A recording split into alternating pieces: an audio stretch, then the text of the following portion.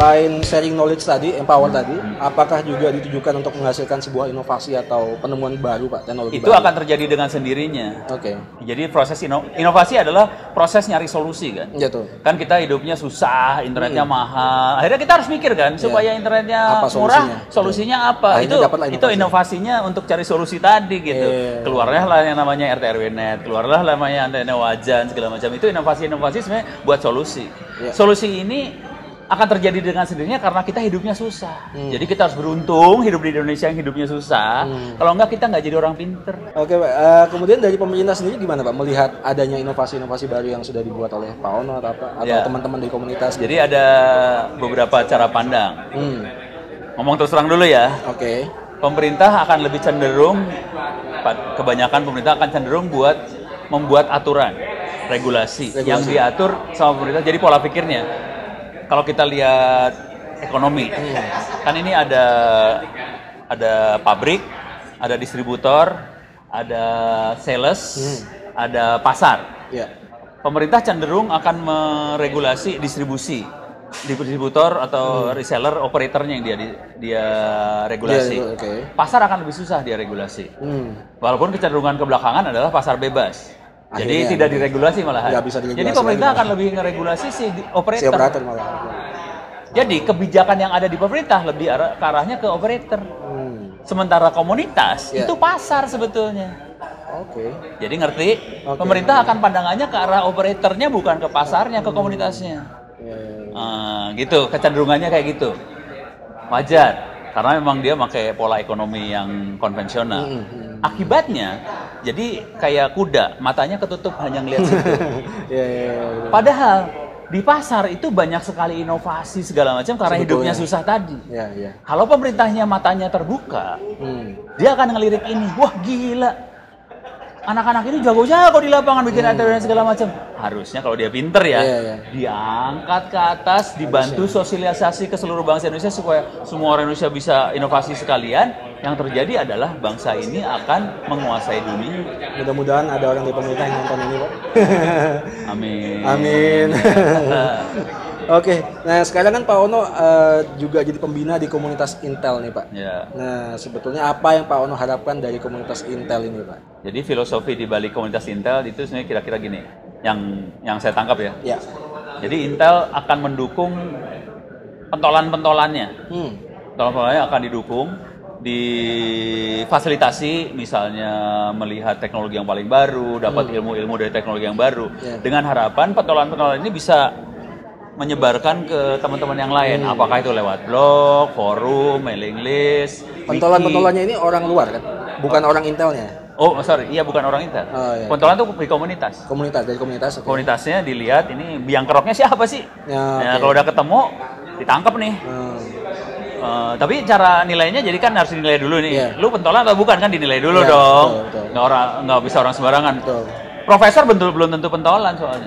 Profesor bisa aja ilmunya tinggi, tapi kemauan buat sharingnya rendah, nggak dipakai. Jadi indikatornya adalah sharing tadi. Sharingnya tadi kuncinya. Jadi kita harus ngelihat berapa banyak dia melakukan sharing di internet, apakah itu lewat blog, lewat wiki, lewat forum, mailing list. Beberapa paling gampang sih, kalau saya suruh nilai sih ya gampang sih. Cari aja namanya di Google. Kalau banyak ininya, link yang terkait tentang orang, bukan Intel, tentang orang itu. Terus kalau nggak nama dia dan Intel. Gitu. Tapi jangan kalau nggak usah Intel lah. Kan Intel kadang-kadang Pentium. Soalnya bisa macam-macam kan. Jadi nama orang itu dilihat aja. Kalau banyak linknya, itu pentolan itu namanya. Itu yang perlu didukung oleh Intel. Gitu. Supaya ilmunya makin nyebar. Orang-orang seperti itu kan bagus kan. Gitu. Dan gimana Pak caranya supaya bisa bergabung di komunitas Intel ini? Sekarang ini teman-teman itu bikin di Facebook sih, komunitas Intel. Jadi masuk aja keywordnya komunitas Intel, nanti ketemu di Facebook ada komunitas Intel. Search saja di Facebook ya? Facebook. Oke Pak, ini pertanyaan bonus nih Pak, pertanyaan bonus 2 terakhir nih. Dari teman-teman di Natsugiki tadi sudah menyampaikan pertanyaan lewat Twitter. Lewat Twitter. Jadi pertama dari Neo Freco, a.k.a. Tony Navinot. Menanyakan, ini agak jauh sih Pak sebenarnya. Project broadband pemerintah yang di delay itu yang mana sih? Ini agak gosip nih Pak. Ada kaitannya dengan WiMAX atau tidak? Kayaknya WiMAX. Sepertinya WiMAX. Kayaknya sih WiMAX. Walaupun tidak harus WiMAX sih sebenarnya. Dia kan bilangnya broadband. Jadi kita harus menunggu WiMAX untuk sini kira-kira masih lama lagi gitu. Enggak sih. Itu delaynya tuh karena lelang. Lelang kan itu kan kalau perintah kan caranya lelang.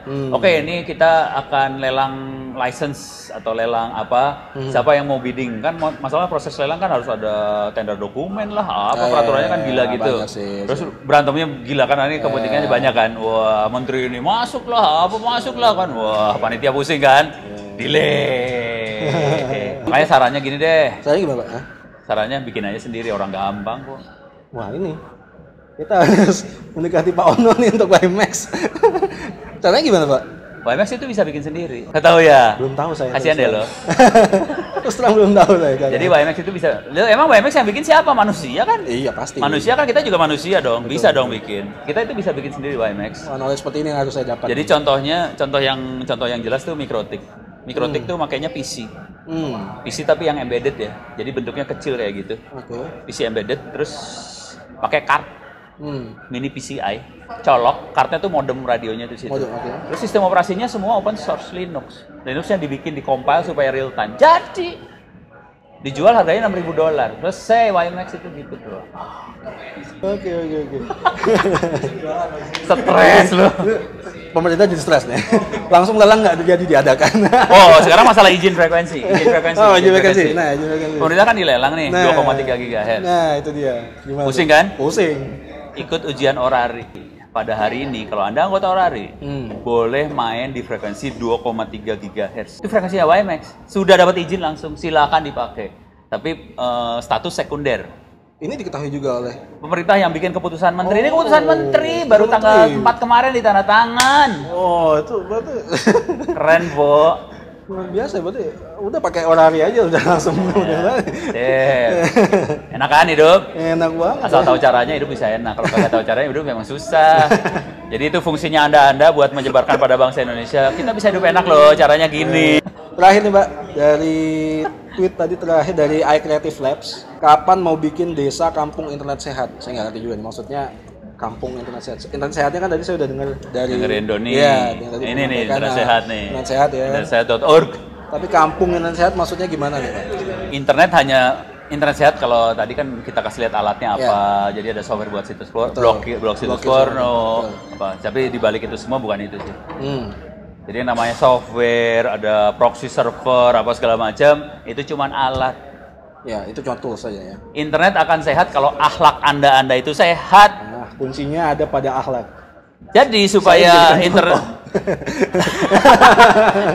jadi supaya internetnya sehat, kalau yang orang Islam, lu belajar ngaji sama sholat, diberesin. Ini jadi acara agama, saudara. Iya, udah ntar bukan kampung lagi, se-Indonesia sehat. Cuman kalau lu alaknya bejat ya mau sampai kapan aja. Juga mau dikasih tools blok situs porno ya pasti diakalin terus. Yang namanya juga blokir bikinan orang kan pasti ngakalin lagi. Iya benar juga, benar banget. Beres. Makanya lu abis ini lu pada ngaji ya. Sip. Oke Pak Ono, terima kasih banget atas waktunya Pak Ono. Oke, mudah-mudahan bisa bermanfaat. Wise while online, think before posting. Think before posting. Dan akhirnya yang penting adalah akhlak. Di belakang ini semua adalah akhlak. Ya. Terima kasih Pak Ono. Demikian dari Natsogiki, sampai jumpa di episode berikutnya dengan narasumber yang tidak kalah menarik.